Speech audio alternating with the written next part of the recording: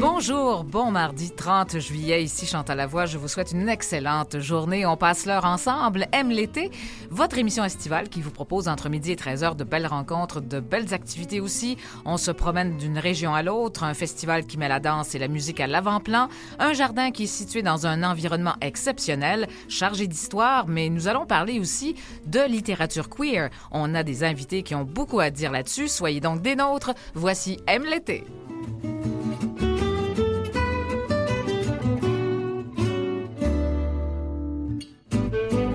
Au programme de l'émission aujourd'hui, je vous invite à découvrir le domaine joli de Lotbinière avec Yolande Masse, directrice générale de ce jardin exceptionnel, ancienne seigneurie qui est située sur la rive sud du Saint-Laurent, sur un site unique, un endroit à visiter assurément. Nous allons accueillir également Guillaume Côté, ce grand chorégraphe et danseur qui est le directeur artistique du Festival des Arts de Saint-Sauveur qui se poursuit jusqu'au 4 août. Mais la première demi-heure sera consacrée à la littérature queer. On va recevoir Léla Sofiane, artiste de la parole, l'auteur Philippe Aubert-Côté et Denis Martin-Chabot, fondateur et directeur artistique de Fierté littéraire, un OBNL qui fait la promotion de la littérature queer depuis 2012. Bienvenue à Aime l'été.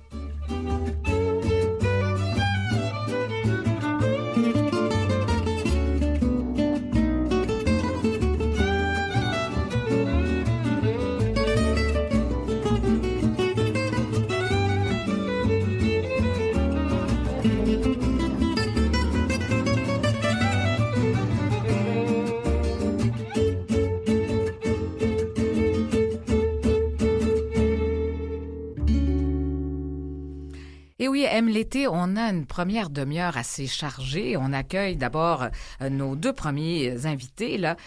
Bien sûr, Philippe Aubert-Côté, qui est à mes côtés, là, auteur québécois de science-fiction, mais bioéthicien aussi. Alors vraiment, tout un parcours très intéressant. Bonjour. Bonjour.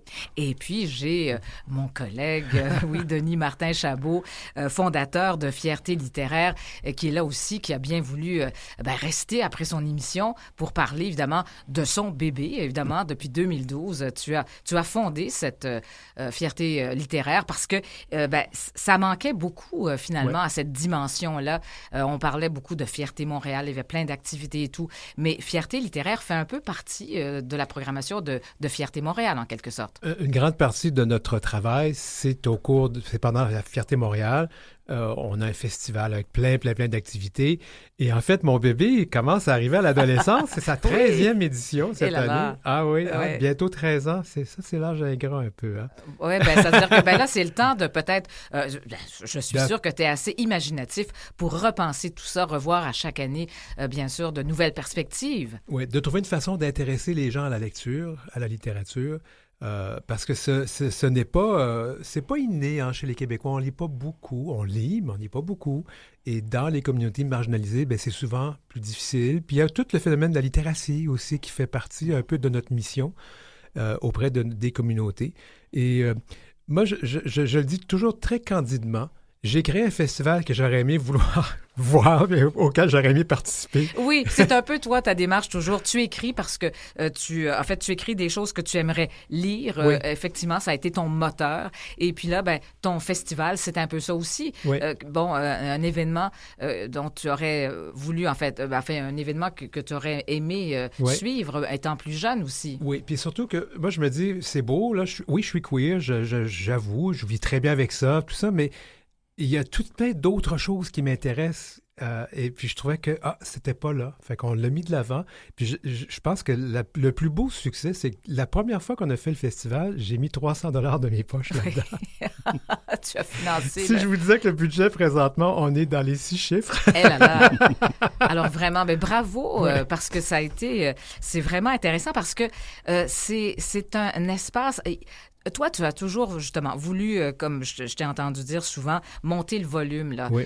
par rapport aux communautés marginalisées. Et la littérature, comme disait notre recherchiste Clarence, c'est la mère de tous les arts, façon de parler. Le Oui. texte, Oui. le texte, c'est important. Et puis, alors, évidemment, cette prise de parole est très, très importante. Il n'y avait pas d'espace, de plateforme, de lieu où on pouvait entendre les auteurs et autrices, auteurs aussi, Oui. pour Les personnes personnes non-binaires, oui. Alors, bien sûr, ces gens-là ne pouvaient pas se reconnaître toujours dans la littérature. Mais moi, j'aimerais entendre Philippe Aubert là-dessus, mais il y a une petite chose que j'aime dire sur la littérature. Souvent, le premier coming out, c'est un coming of age en anglais, c'est là où on se découvre. En littérature, c'est un thème fabuleux, il est inépuisable. Alors, quand des gens me disaient le coming out, c'est un thème passiste en littérature, oh, que tu es à côté de la traque, mon grand, parce que c'est encore là. Alors, pour moi, souvent, le premier coming out, la première fois qu'on exprime qui on est, souvent, on le fait sur papier. Ouais. Et c'est pour ça que je trouve que la littérature, l'écriture, c'est important dans nos communautés parce que c'est parfois, on ne peut pas toujours le dire à tout le monde, mais se le dire à soi sur papier. C'est ça, ça nous révèle à nous-mêmes, n'est-ce pas? Ça a été un peu une motivation, Philippe Aubert. Oui, au début, je me souviens, comme je le racontais à Denis Martin tantôt, un des premiers textes que j'ai écrit il y a très longtemps, j'avais mis en scène un loup-garou. J'adore le mythe du loup-garou. Mais moi, mes loups-garous dans l'histoire, étaient très intelligents, étaient capables de parler. C'est eux que je trouve les plus effrayants. Mais ce qui est intéressant, c'est que l'homme, c'est un scientifique qui se transforme en loup-garou. L'homme, la partie homme, était hétéro. Le loup-garou, lui, était gay. Ah, d'accord. Il était inversé. L'un était droitier, l'autre était gaucher.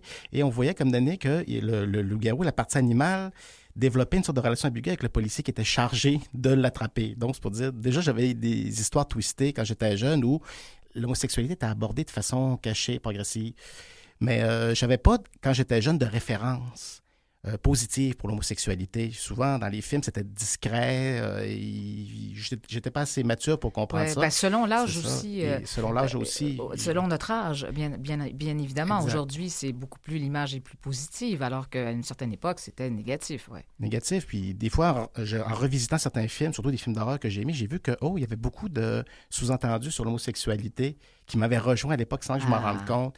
Et je crois, je ne sais pas si je te l'ai déjà raconté, Denis Martin, le moment où moi j'ai commencé à soupçonner que j'étais vraiment homosexuel, c'est quand j'ai écouté Le Festin nu de David Cronenberg, adapté de William Burroughs, qui est un film totalement, bon, je dirais pas le mot en F, en ondes, là, mais que j'ai fini le film et j'ai dit, je crois que j'ai compris quelque chose. Et là, j'ai commencé à avoir des doutes. J'avais compris une petite musique de fond, j'ai compris de quoi ça parlait. Ouais. C'était quand même ma révélation. Ouais. Et puis, on avait une petite discussion avant l'émission parce que à un moment donné, tu as été un peu prise à partie par une religieuse quand tu étais très jeune. Oui.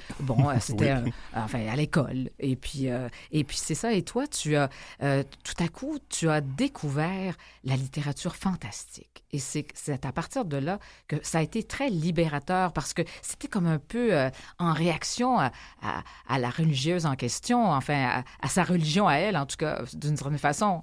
Oui, c'était mon institutrice de deuxième année qui est décédée depuis un bout. Là, donc on peut en parler. On peut en parler, donc.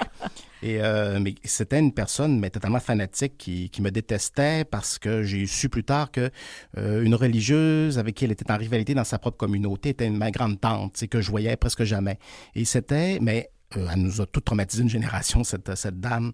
Et c'est qu'elle nous enseignait qu'il y avait le bien et le mal, il y avait les bons et les méchants, évidemment. On était tous méchants parce qu'on n'était pas assez purs aux yeux du bon Dieu, là, alors qu'elle était pure, évidemment. C'est sûr. Donc, il y avait les bons et les méchants et tout le monde était méchant. Et là, je lis Dr. Jekyll et Mr. Hyde de Robert Louis Stevenson, un an ou deux après. Et là, on nous montre que non, l'être humain n'est pas bon ou mauvais. Il peut être bon et mauvais. Il peut être les deux. Et là, c'est un mélange des deux. Puis que quand on essaie même de le séparer, ça peut aller vers le pire. Et là, c'était révolutionnaire, moi, de découvrir ça.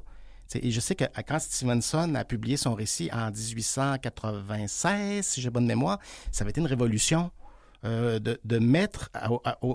d'exprimer à l'aide d'une fiction horrifique et science-fictionnelle aussi, parce qu'il y avait une drogue qui intervient là-dedans, que la dualité de l'être humain, que la philosophie et la religion essayaient de cerner. C'était révolutionnaire, c'était génial Oui, de c'est ça. montrer ça. Donc, tu t'es intéressé très jeune, en fait, à la littérature de l'imaginaire, en quelque sorte, oui. Alors, le fantastique, tout ça. Et alors, et tu continues là-dedans, et même que là, tu es rendu carrément dans l'horreur. Alors, c'est, oui, encore une coche de plus, mais c'est intéressant. Et à travers ça, tu as fait des études et tu es devenu bioéthicien. Raconte-moi un peu là, ton parcours à ce niveau-là.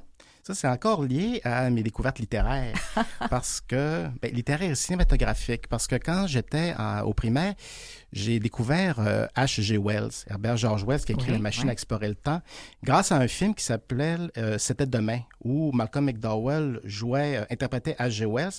Le film, c'est qu'eux ont imaginé qu'H.G. Wells avait imaginé la machine à explorer le temps et que Jack l'Éventreur, qui est un de ses amis, mais il ne le savait pas, vole la machine pour s'enfuir dans le futur. Puis là, H.G. Wells le poursuit dans le futur et tout ça. C'est un film de science-fiction qui posait toutes sortes de questions sur le futur, parce que H.G. Wells est un utopiste qui espérait que le futur soit beau.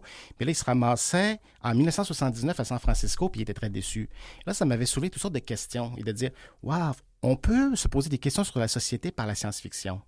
Là, j'ai découvert H.G. Wells, le vrai auteur, l'auteur authentique, qui est un biologiste de formation aussi, puis ça m'a poussé à me poser des questions sur les sciences. Parce que sa machine à explorer le temps, pourquoi que ça avait causé scandale à l'époque? Parce qu'il osait reprendre les théories de Darwin, qui faisaient controverse à l'époque, pour dire l'humanité peut évoluer, mais elle peut évoluer vers le pire. Oh, ça, c'est scandaleux, là, des autorités britanniques. Ouais. Et ça m'a poussé vers la bioéthique. La science, les impacts de la science sur la société, ce qu'elle dit sur nous, sur l'être humain, là, ça m'a poussé vers la science-fiction. Et même dans ma thèse de doctorat, elle est dédiée à H.G. Wells. Ah, quand même, fantastique. Alors, mais moi, je vais revenir là-dessus parce que je trouve ça intéressant.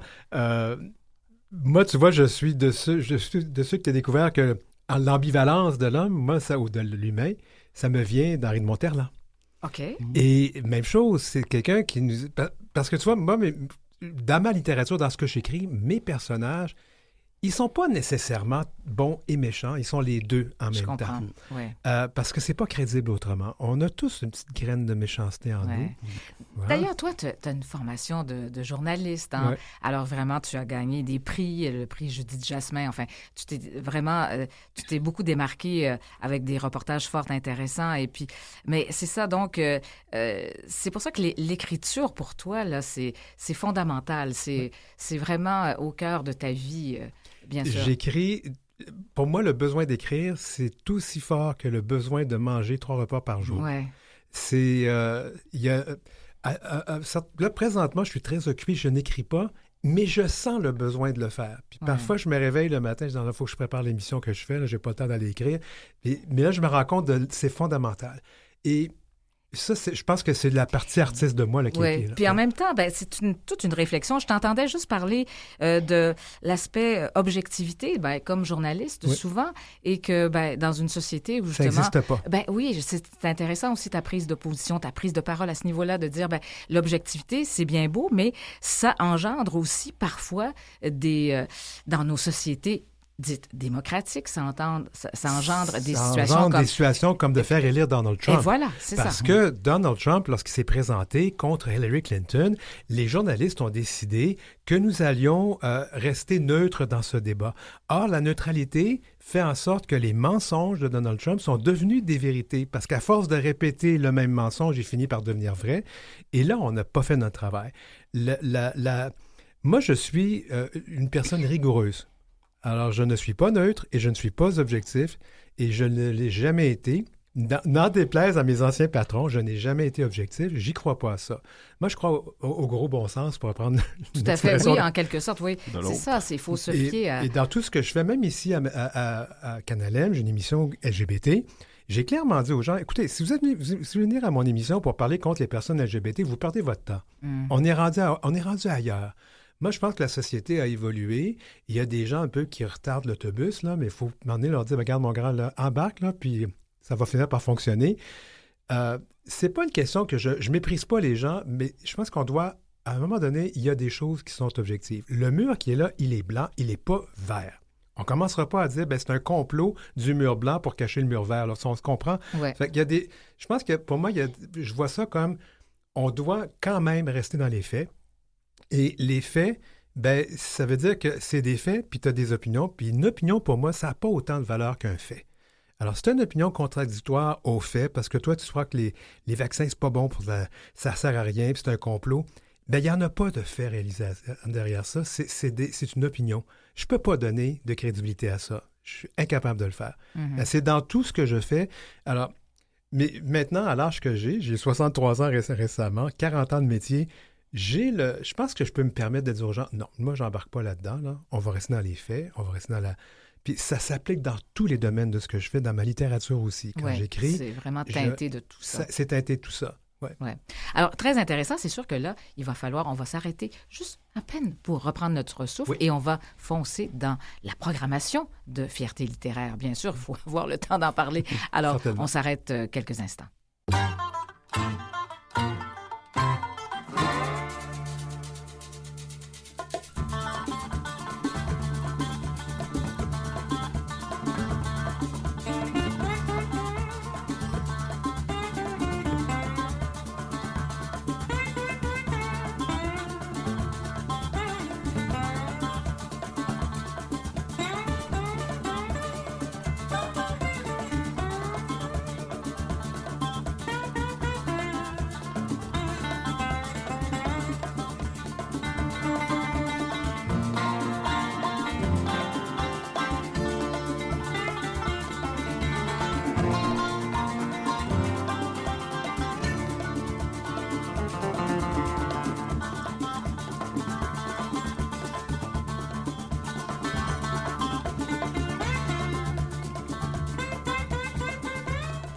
Alors, on va parler de fierté littéraire. Donc, Denis Martin, on a des activités là, prévues dans les prochains jours. Là, c'est là, effectivement, ce festival, si on peut dire, cette fierté littéraire. Et puis, il y a déjà des activités qui ont eu lieu. C'est le cas de Queer Academy, mais c'est la finale qui s'en vient le jeudi. La finale, ce jeudi. Alors ça, c'est une de mes idées saugrenues. J'avoue que j'ai parfois des idées un peu folles, puis... Pourquoi pas? Des fois, oui.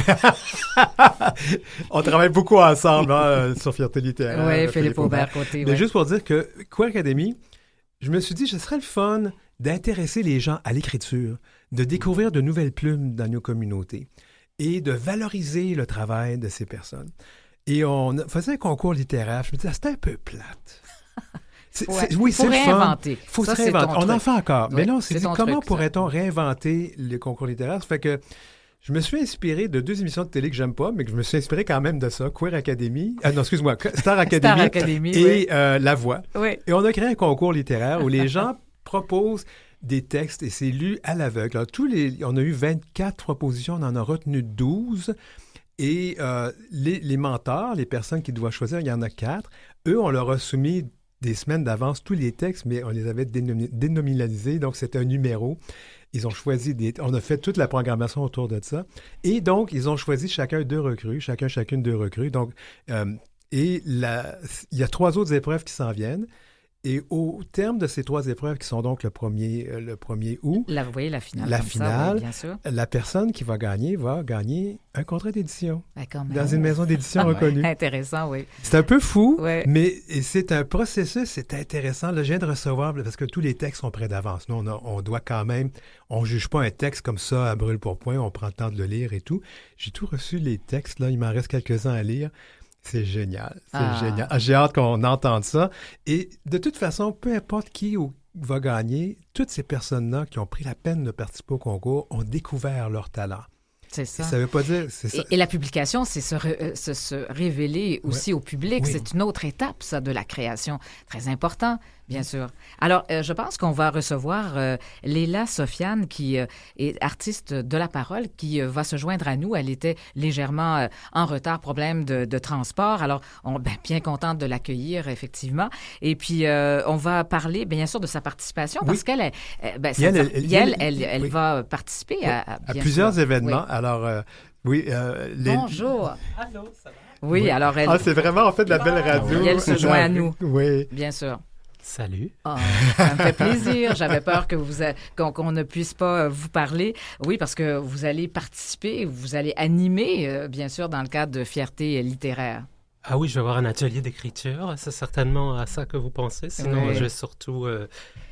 Faire un spectacle de moi-même avec d'autres filles. Vous vous présentez comme artiste de la parole. Juste, C'est exact. on va vous parler un petit peu là. Qu'est-ce que vous entendez par artiste de la parole, en ce sens que on sait que vous êtes dans la poésie, le slam et tout. C'est un peu ça. Donc, je fais de la poésie performée, du conte. Je pense que à la recherche d'une étiquette qui pourrait mieux communiquer ce que je fais que slameuse ou d'autres termes dans ce sens, je suis arrêté artiste de la parole. Ouais. Et à quel moment, pour vous, la création arrive dans votre vie? C'est dur Ça à a dire. toujours ça, été je pense que présent. dans mon adolescence, j'écrivais déjà. Ouais. J'avais Et déjà donc, envie, l'écriture était pour vous, ça a toujours été très important. Oui, Ouais. j'imaginais faire des mauvais romans érotiques pendant tous mes jours, mais finalement, je suis passé à d'autres choses. Alors donc, c'est beaucoup plus de l'ordre aussi de la performance sur scène. C'est ça aussi qui est votre truc, au fond. Oui, finalement, c'est ça. J'ai découvert une certaine aisance à être sur scène, puis un certain goût aussi. Et ensuite, je pense que la poésie, ça m'offrait la possibilité d'aborder des choses d'une assez importante profondeur et complexité, puis on donnait des clés d'interprétation.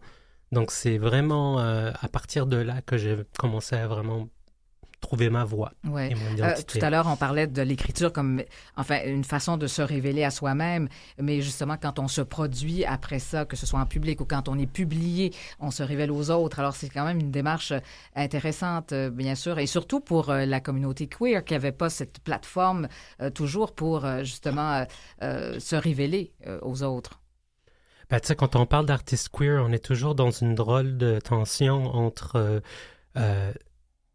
quand on a pu ou non se dévoiler. Donc, on comprend qu'on a quand même un apport important dans la culture depuis des siècles, mais ou même je pourrais nommer les Oscar Wilde de ce monde. Absolument, oui, de pour grands en artistes parler. qu'on connaît d'autrefois qui finalement, avaient en fait, étaient probablement queer aussi à leur façon, oui, tout à fait. Ouais.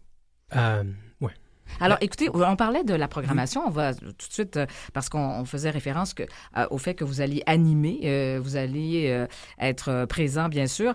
Puis, en même temps, Philippe Aubert-Côté, vous participez à la programmation. Alors, rapidement, parce qu'on veut absolument parler, là, il nous reste 6 minutes pour parler de tout ce qui s'en vient, là, avec Denis Martin. Denis Martin, donc, on a parlé de ce jeudi, la finale de Queer Academy. À laquelle participe Léla. Bon, parfait. Et puis, Transpoésie également. Alors ça, c'est c'est autre chose. C'est des activités gratuites, à part ça. Tout est gratuit, sauf le dernier événement qui s'appelle le Grand Effeuillage littéraire. Pour toutes sortes de raisons, le Grand Effeuillage littéraire, c'est une philosophie. Les gens se mettent à peu près nus ou flambant nus, comme ils veulent, sur scène. Ils n'ont que leurs mots pour se défendre. C'est une façon de regarder les choses, se mettre dans un état de vulnérabilité vis-à-vis de l'auditoire. Mais moi, j'ai découvert en le faisant que finalement, c'est pas moi qui se met dans un état de vulnérabilité, c'est les personnes qui sont dans la salle. C'est vrai? Oui, parce que ça déstabilise le public et j'adore parce que je me permets de leur dire des choses. Ils sont très réceptifs à ce que je vais leur dire. Oui. D'accord. Intéressant, ça, cet aspect-là. Alors ça, c'est payant parce qu'on veut aussi contrôler un peu qui va venir. Parce que c'est pas un show de sexe, c'est de la nudité. La nudité et la sexualité, c'est deux affaires bien différentes. Tout à fait. Et là, c'est vraiment une autre façon de présenter la poésie. Mais nous, on va d'un extrême à l'autre. Il y a les ateliers bienveillants qui sont animés et par Philippe Aubert et par Léla. Alors, on est dans la bienveillance et tout ça, mais on va aussi dans l'exubérance avec Grand Effeuillage littéraire. C'est ça. Donc, il y a vraiment... Je ne sais pas qu'est-ce qui fait cette... il y a quelque chose qui dérange, là. Un petit problème de micro. On a le petit grichement, mais ça arrive dans ce studio de temps en temps. D'accord. OK, oui, tu l'as expérimenté peut-être. Alors, c'est ça, il y a évidemment Diversité en toutes lettres. Ça, c'est samedi à 20h. Ça se passe toujours au Théâtre La Comédie de Montréal, sur de tous les événements sont là, oui. Alors, parle-moi-en un petit peu, ça... Diversité en toutes lettres, c'est encore un événement où on voulait donner un espace aux communautés encore plus marginalisées au sein des communautés queer, c'est-à-dire les communautés racisées qui souvent ne se sentent pas toujours à l'aise dans des événements où c'est majoritairement blanc. Alors, quand on a cet événement-là, c'est de vraiment leur donner, c'est votre espace, c'est pour vous, c'est par vous, c'est pour vous. Et nous, on est content de pouvoir juste assister, puis comprendre, puis découvrir. Alors, c'est vraiment le but de cet événement-là.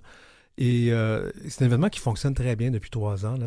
On est très content de l'avoir. Et c'est animé par la grande et talentueuse Maggie Métellus. D'accord. Ouais. Et puis, espace littéraire bienveillant.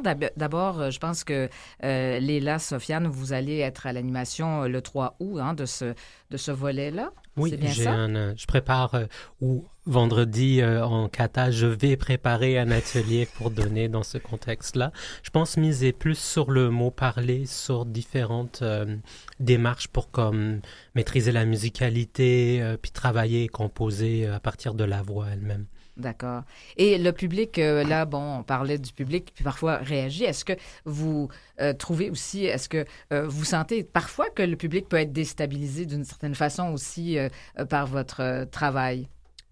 Si je ne déstabilise pas le public avec mon travail, c'est ça, je fais pas ma job. C'est bon! J'aime ça. Et, oui, c'est ça. Charles Aubert, de quelle façon, oui, vous voyez votre implication au sein de Fierté littéraire? Bien, pour cette année, c'est ça, je donne un atelier, mais que j'ai intitulé Frisson Queer 101, sur l'horreur. Oui!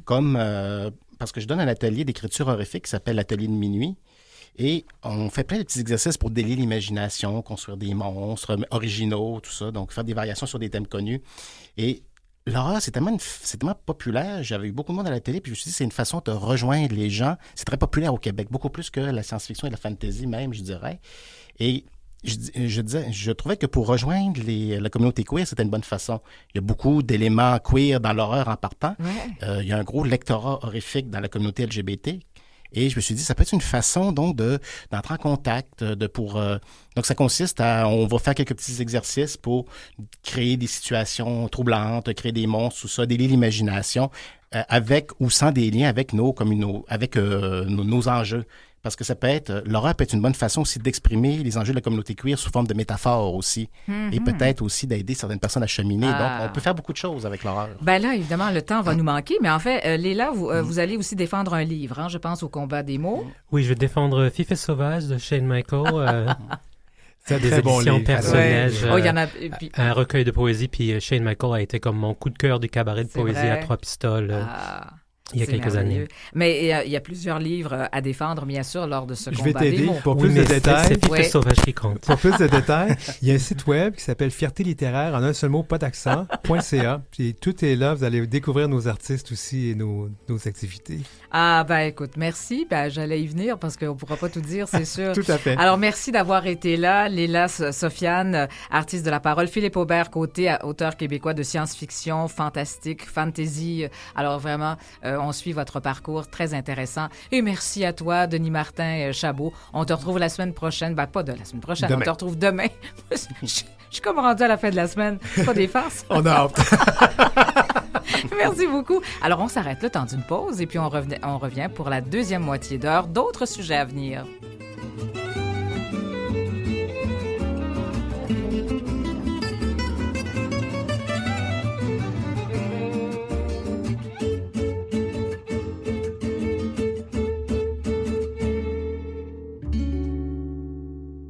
Vous écoutez Aime l'été. Deuxième moitié d'heure et on va parler cette fois du Festival des arts de Saint-Sauveur. Et pour en parler, qui de mieux que Guillaume Côté, qui est le directeur artistique de cet événement depuis quand même un bon moment déjà. Bonjour. Bonjour. Alors, c'est pas la première fois qu'on se parle, évidemment, bien sûr, de ce magnifique festival. Et écoutez, on va parler un petit peu de vous dans un premier temps parce que je sais que vous allez quitter le Ballet national du Canada en 2025, donc ça s'en vient assez rapidement. Vous êtes un chorégraphe et danseur étoile, en quelque sorte, oui. Vous avez de nombreuses distinctions aussi. Alors, qu'est-ce que ça vous fait de quitter le Ballet national du Canada après tant d'années? Ben écoutez, c'est sûr que ça me fait un petit peu un pincement au cœur, mais ça dit, je pense que j'ai vraiment bien préparé ma sortie. C'est un monde, comme on regarde les Olympiques en ce moment, puis c'est vrai que c'est un monde de jeunes. Ouais, c'est ça. Écoute, j'ai eu mon temps où je gagnais des médailles d'or, l'équivalent de médailles d'or. Oui. Je dansais sur les grandes scènes, les grandes scènes du monde et tout. Et là, maintenant, je réalise que c'est sûr que c'est le temps de laisser la place aux jeunes. Puis moi, j'adore le côté production. J'adore arranger les spectacles dont je fais à Saint-Sauveur. J'aime ça m'impliquer dans la chorégraphie parce que j'aime les collaborations inusitées. J'adore la danse. Fait que j'aime ça, trouver des façons de la présenter dans des contextes différents. Fait que ça dit, le Festival des Arts de Saint-Sauveur, c'est une belle passion. Dans les 10 dernières années, ça fait 12 ans que je suis directeur artistique du festival. Absolument. Et puis, ça m'a permis aussi de développer cette corde-là à mon arc, dans le sens que j'ai été capable de m'en aller en tant que producteur et puis aussi de plonger dans plein d'univers de danse différents.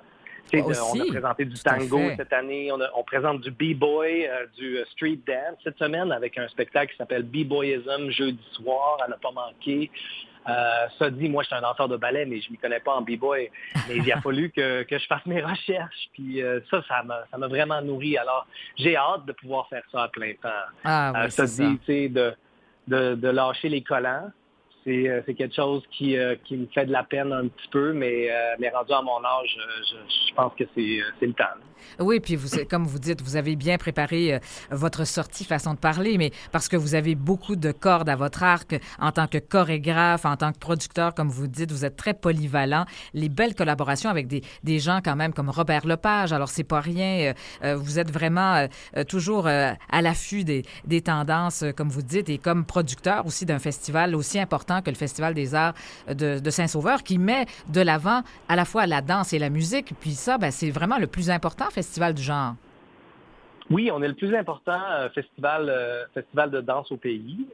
Fait que ça, c'est quand même un gros compliment qu'on a eu cette année. Le Globe and Mail nous a nommé ça. Et puis, moi, ce que j'adore de tout ça, c'est que, comme je dis, on est diversifié. On présente de la danse durant l'été. Puis aussi, en montant la programmation, c'est très important pour moi de supporter aussi de la création. Et tout ce qui tourne autour c'est votre mission, oui. Oui, exactement. Alors, c'est très important pour moi parce que la danse, je trouve que c'est dans le futur et non pas dans le passé qu'on peut rendre ça pertinent. Oui, c'est le fun de retourner dans les classiques et tout, puis d'introduire les classiques aux nouvelles personnes. Mais ça dit, si on en regarde de l'avant avec les nouveaux créateurs qu'on a, avec les jeunes créateurs, de donner des ailes aux jeunes personnes, c'est comme ça qu'on va vraiment je pense plus impliquer la nouvelle génération. Ça dit, cette année, on avait une nouvelle création de Lady C, qui est une street dancer, qui a fait une nouvelle création. On a aussi eu une nouvelle création de Motutu November, un chorégraphe sud-africain qui a fait une nouvelle création pour Give Me Dance, notre ouverture, qui est un succès fou. Et puis, cette semaine, je me lance dans ma nouvelle création avec ma compagnie qui tourne autour du réchauffement climatique qui s'appelle Burn Baby Burn. C'est ça. Vous avez créé en 2021 votre propre compagnie appelée Côté Danse. Et c'est ce qu'on va voir là cette semaine, effectivement, votre nouvelle production. Et puis, c'est ça. Vous avez, évidemment, votre dernière collaboration avec Robert Lepage aussi, ça a été présenté quand même cette année aussi à Toronto, là. Oui, c'était présenté à Toronto. On a aussi des dates à Place des Arts en février. On va présenter pour 2 semaines avec Danse Hamlet de Guillaume Côté et Robert Lepage, qui est un spectacle qui est complètement dansé, mais avec un gros côté théâtral avec le grand Robert. Et puis oui, c'est ça. L'année passée, on a fait une première ébauche ici à Saint-Sauveur. C'est ça. Et puis, on a pu le faire à Toronto pendant une semaine à guichet fermé. Et puis là, c'est ça, on a des dates pour Montréal, aussi Chicago, Philadelphie qui va être annoncé très bientôt. Ouais. Fait que oui, mais ce qui est le fun dans tout ça, je pense que ça présente la danse sur un autre angle. Alors, Burn Baby Burn, c'est un petit peu le même concept, dans le sens qu'on présente un show de danse tout basé sur le réchauffement climatique parce que mon petit garçon, mon petit Léo, qui, lui, a vraiment beaucoup d'anxiété déjà. C'est vrai, c'est un éco-anxieux. Oui, puis il a juste 7 ans. Puis il me pose plein de questions à propos de c'est ça. Puis tout le temps, là, à chaque jour, il va me poser des questions à propos d'être végétarien, de qu'est-ce que ça l'eau dans le monde, qu'est-ce qu'on fait avec ça. Ouais. Puis la grosse question, ça a été pourquoi toi, papa, tu fais rien? Ah, c'est intéressant. Alors, vous avez été confronté par votre propre fils. Alors, vraiment, Ouais. mais c'est vrai que, bon, vous parlez du déni, ben, dans la chorégraphie, finalement, le propos, c'est le déni par rapport au changement climatique, en ce sens que c'est pas qu'on, à la limite, c'est pas qu'on le sait pas, on le sait tous, là, maintenant. C'est clair comme, ça commence à être clair comme de l'eau de roche, façon de parler, là, mais en fait, on fait comme si de rien n'était quand même dans notre quotidien. Alors, vraiment, on n'a pas fini de, oui, alors ça prend encore des gens qui nous rappellent par leurs œuvres, oui, qu'il y a urgence d'agir. C'est un peu ça votre message, finalement, à travers votre chorégraphie qui sera présentée cette semaine. Alors, on a le temps, effectivement, de c'est présenté, là. Rappelez-moi quel soir, là, parce que j'ai tout ça devant moi, mais là, Vendredi soir. c'est vendredi soir. Vendredi soir, le 2 août. Et puis nous, ce qu'on essaie de faire, et ce que j'ai essayé de faire dans la production, c'est oui, toucher sur l'idée du déni, mais par contre, j'aime pas ça non plus. On en entend toujours parler des choses dramatiques, les choses qui se passent pas bien. Les gens, ils nous donnent des statistiques qui nous rendent vraiment tristes et tout. Le spectacle de vendredi soir n'est pas à propos de ça. C'est à propos dans le fond, de montrer la beauté, d'accentuer la beauté dans le monde. Puis ça, en soi, je pense, va nous inspirer à vouloir préserver cette beauté. Exact, oui. Alors, pour vraiment, c'est ça, l'inspiration, quoi. Mais finalement, c'est ça, votre autre collaboration que vous aviez eue avec Robert Lepage aussi, c'est intéressant parce que vous vous plongez dans toutes sortes d'univers. Là, c'était vraiment frame by frame, hein, c'était vraiment en lien avec l'œuvre du cinéaste Norman McLaren. Alors, vraiment, vous allez dans toutes sortes d'univers. Alors, je trouve votre travail vraiment formidable. Et puis là, ben, cette semaine, c'est sûr que là, il y a quelques activités qui sont déjà terminées, mais quand même, il faut le dire, là, il y a en fait le 31, demain soir, c'est l'Orchestre métropolitain qui sera là avec Yannick. Oui, le grand Yannick Nézet-Séguin nous donne un cadeau à tous les étés. Il vient faire un arrêt entre la Naudière et ses spectacles fameux au pied du Mont-Royal. Alors, on a un spectacle intime qui est complètement sold out, c'est sûr, mais chaque année, il vient nous voir. Et oui. Alors, il faut juste s'y prendre d'avance. Effectivement, exactement. Quand on prend nos billets. Alors, donc, 2 août, votre chorégraphie qui sera présentée avec votre compagnie Côté Danse. Également, ben, il y a aussi toujours ces films sur la danse qui sont présentés sous les étoiles.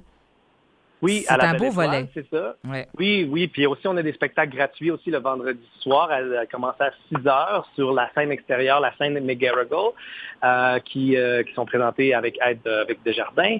Et puis, il y a les soirées dansantes aussi, le vendredi soir et samedi soir. Et aussi, on a un dance battle dimanche prochain au skate park, sur la scène de McGarrigle, en plein milieu de Saint-Sauveur, que c'est gratuit. Amenez vos enfants. C'est un dance battle, street dance. Il y a des danseurs incroyables de partout au Canada qui se rassemblent. Et puis, il y a même des opportunités pour les jeunes de se présenter sur scène dans les entractes. C'est toute l'après-midi, c'est de 2 à 6 heures. C'est quelque chose qui est vraiment le fun à voir. Puis en plus, il y a un spectacle le soir d'une compagnie d'Allemagne, mais c'est un petit gars du Québec qui a commencé une compagnie très connue en Allemagne. Ça s'appelle Gauthier Danse, Éric Gauthier, qui est quand même une personne d'ici. C'est intéressant, ça. Et il présente une chorégraphie d'un des plus grands chorégraphes au monde en ce moment, Hofesh Schachter. Et puis, c'est comme un rock and roll show. Là.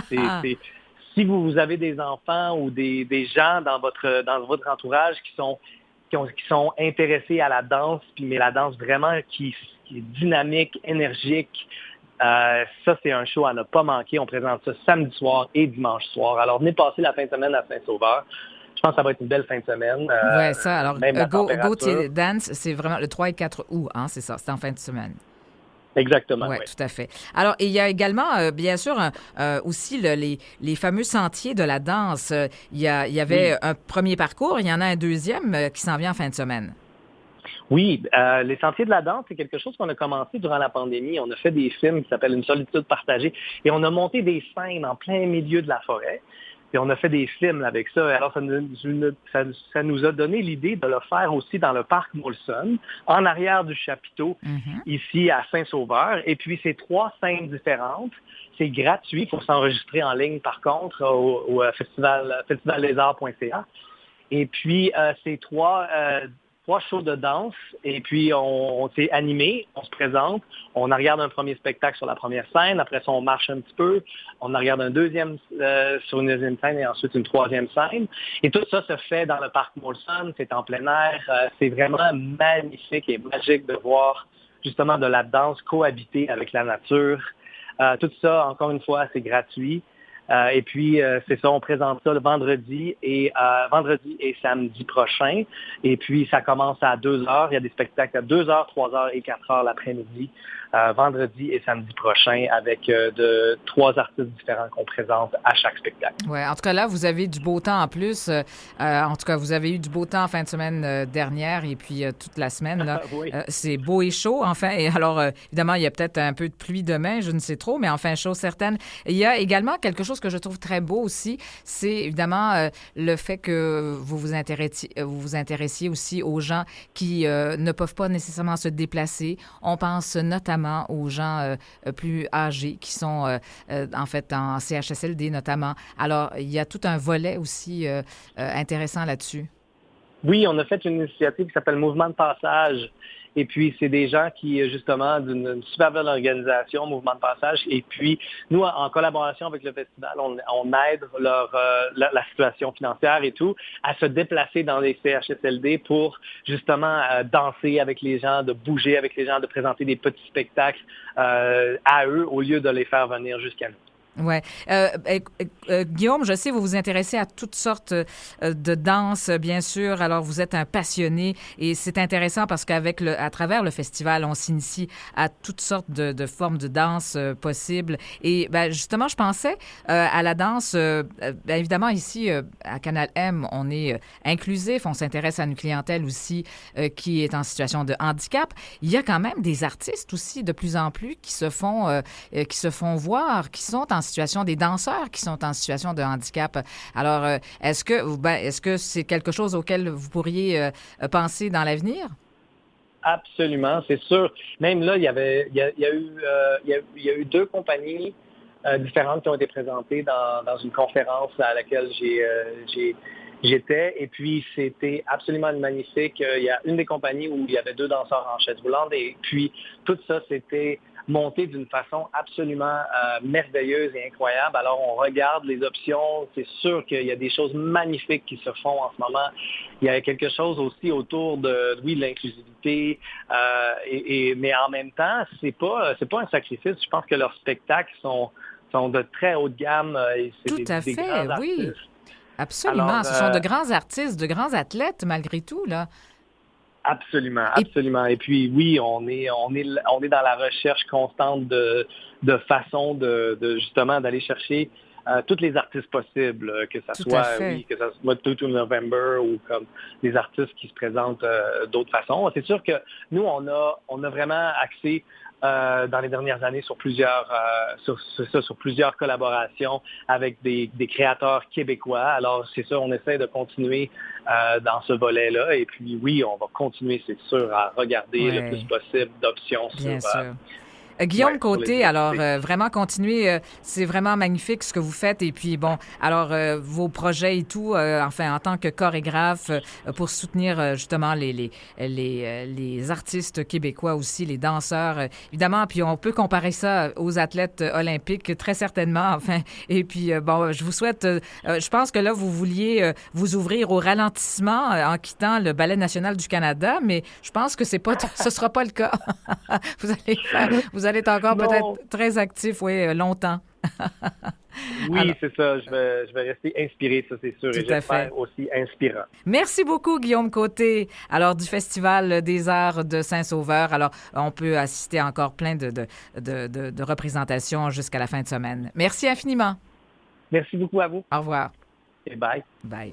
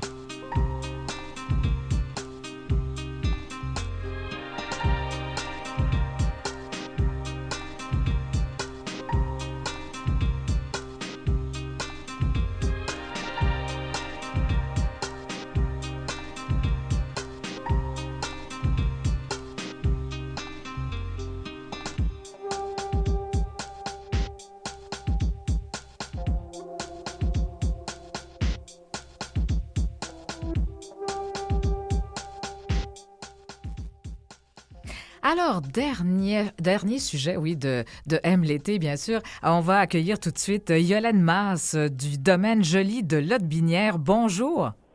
Oui, bonjour. Comment allez-vous? Alors, évidemment, c'est difficile de ne pas bien aller dans ce magnifique paysage que vous avez autour de vous. Totalement. Je vous dirais que j'ai l'emploi idéal pour être dans ce milieu de nature et zen. Ça, c'est sûr. Oui, c'est ça. Alors, vous êtes la directrice générale depuis l'an dernier, je crois. Exactement. Je suis arrivée en poste à la fin du mois d'août. Alors, je dis encore que je suis la nouvelle directrice générale, mais il me reste peut-être un mois avant de plus dire ça. Mais j'ai encore le bonheur là, de découvrir la floraison à tous les mois, tous les semaines. Donc, pour moi, c'est toujours du nouveau.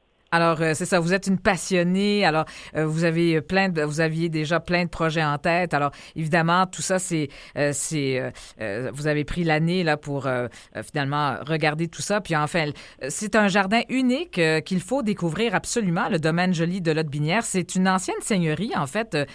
C'est un site unique, en fait, au Québec.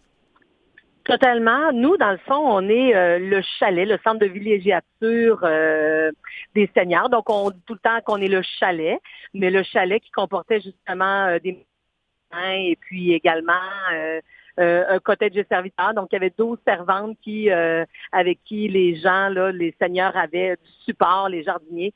Donc, ça faisait en sorte qu'il y avait beaucoup de mouvements autour. Et nous, on dit toujours aussi, c'est que chaque visiteur sont comme nos invités parce qu'ils étaient habitués, nos seigneurs, de recevoir de la visite. Ah, bien Alors, sûr. il y a eu des impératrices, des princesses, des lieutenants-gouverneurs. Donc, il y a eu beaucoup de visites au domaine. Oui, c'est ça. Il fallait se faire voir. Et puis, oui, au domaine. Maintenant, c'est ça. Évidemment, ce beau jardin, on a réussi malgré tout à le préserver. Et puis, parlez-nous de ce lieu quand même aussi, cette situation géographique particulière.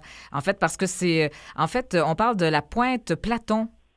Exactement. Pointe Platon. Platon, ça veut dire quoi? C'est des plateaux. Donc, nous, ceux qui connaissent bien Lotbinière, vous savez qu'on est dans des falaises. Donc, il y a 3 plateaux principaux. Et nous, on est vraiment une superbe pointe qui rentre à l'intérieur du fleuve et ça génère justement un microclimat qui fait en sorte qu'on est l'endroit le plus au nord au Québec où est-ce qu'on a été capable de faire une plantation de noyer noir.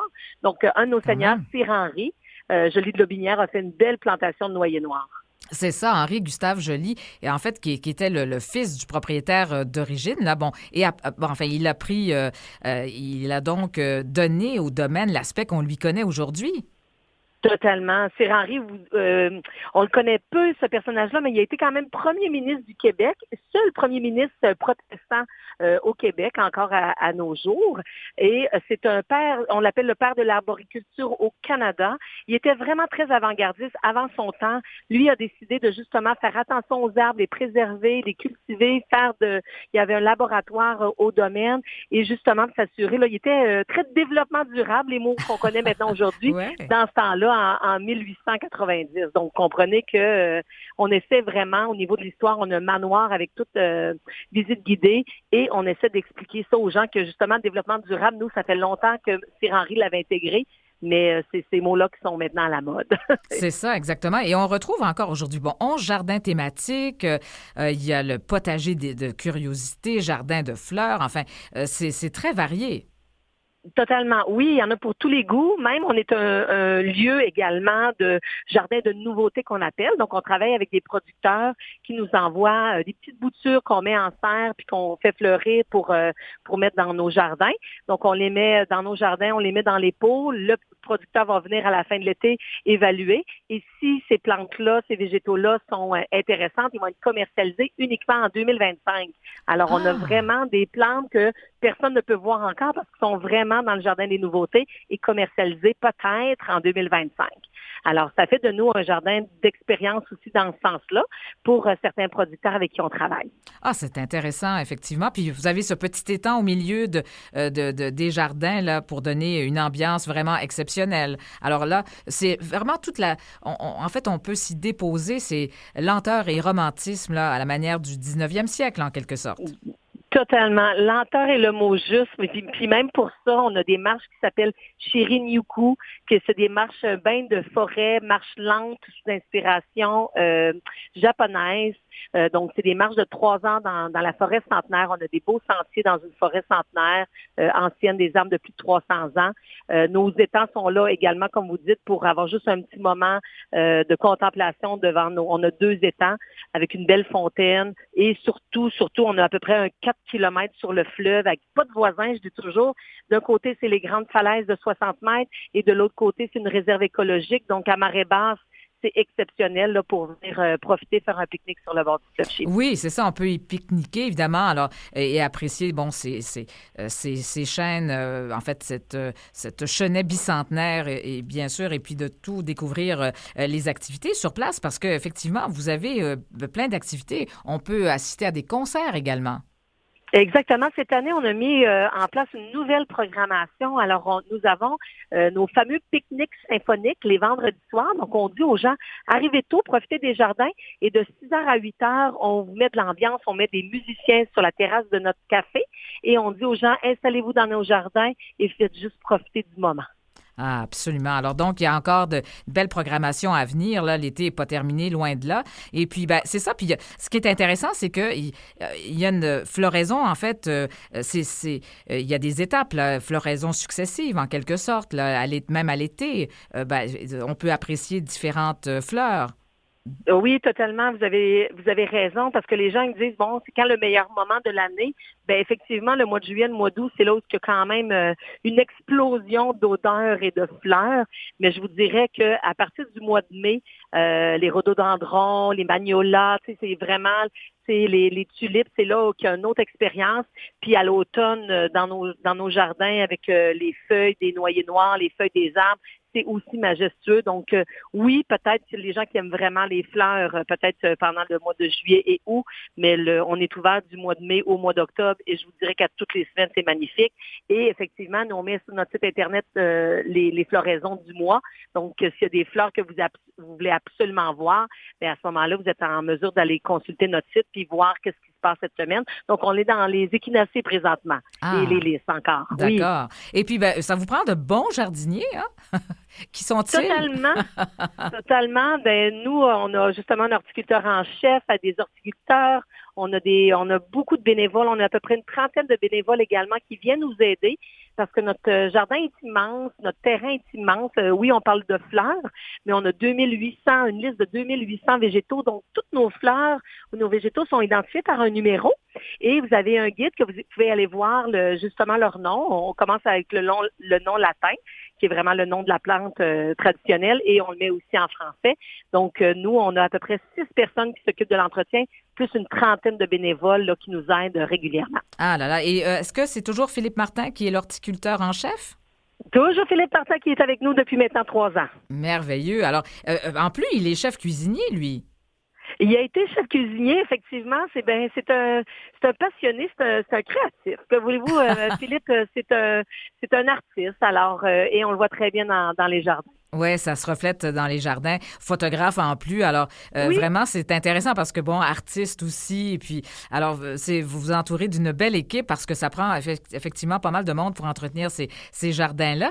Et évidemment, comment on fait pour réussir à entretenir un tel jardin? J'imagine, bon, ça coûte des sous. Oui, mais puis comme vous le savez peut-être, nous, on est une fondation. Alors, Fondation du domaine Joly de Lotbinière. Effectivement, ça prend des sous. Alors, on a une belle collaboration avec le ministère de la Culture et des Communications. On a fait des activités, des soirées bénéfices. On a les entrées au domaine qui nous aident à gérer nos opérations et faire des investissements.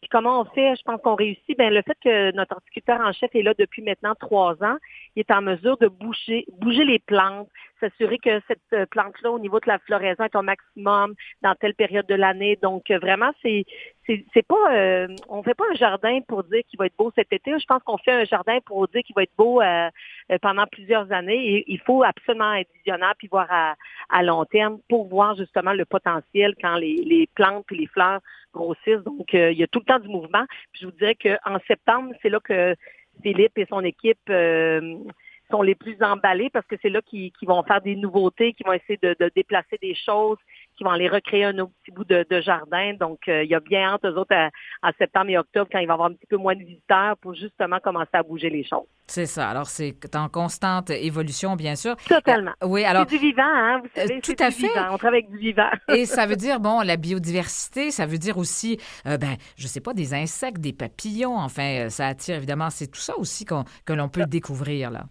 Totalement. Je vous dirais qu'au début de la saison, j'avais une petite famille de bébés renards, 3 bébés renards qui n'avaient pas peur de nous, qu'on allait souvent les voir. Là, dernièrement, j'ai vu des bébés ratons laveurs. Oui, on parle d'insectes et tout ça. Pour le domaine, c'est important, tous nos insectes. Vous savez aussi probablement qu'on a une maternité de chauves-souris. Donc, ils vont nous quitter sous peu. On travaille avec le ministère de la Faune, justement, pour voir la quantité, parce qu'il y a eu une petite maladie de chauve-souris. Donc, il y a eu plusieurs pertes de chauves-souris. Mais vu qu'on est une maternité, d'où le ministère de la Faune s'intéresse vraiment à notre lieu. Alors, oui, il y a beaucoup de panoplies de diversité comme ça aussi. Alors, on c'est a vraiment... des pêcheurs qui viennent aussi. Oui. Donc, on parle de ce qui est en haut, mais il y a tout ce qui est au niveau du fleuve. Exactement. Alors, c'est un lieu de rassemblement. C'est un lieu de rassemblement pour les mariages aussi, hein, enfin, pour les passionnés d'histoire, d'horticulture. Et puis vous, vous êtes, on vous décrit comme la nouvelle femme forte du domaine Joly de Lotbinière. Vous avez, vous souhaitez bien sûr bonifier constamment l'expérience. Alors, c'est vraiment à découvrir ce domaine Joly de Lotbinière. Alors, pour tout le monde, d'ailleurs, on peut quand même, les gens à mobilité réduite, on peut se promener quand même assez facilement dans les sentiers. Totalement. Dans les sentiers, on a acheté, nous, cette année, on s'est procuré une nouvelle navette. Donc, on voulait s'assurer que les gens puissent aller au fleuve. Donc, il n'y avait aucune raison d'aller au fleuve. Donc, on a une navette électrique de 6 personnes pour amener les gens au fleuve. On a 2 fauteuils roulants à l'entrée. Parfait. Pour que ça soit facile. Alors, là, on a juste 15 secondes. Alors, je dois vous quitter. Puis, en fait, on va sur votre site pour avoir tous les détails pour s'y rendre. Merci bien, Yolène Masse, évidemment. Alors, c'est ça. Puis, je vous souhaite à tous une bonne journée. Et on se retrouve demain à M l'été entre midi et 13h. Au revoir. Après la pause,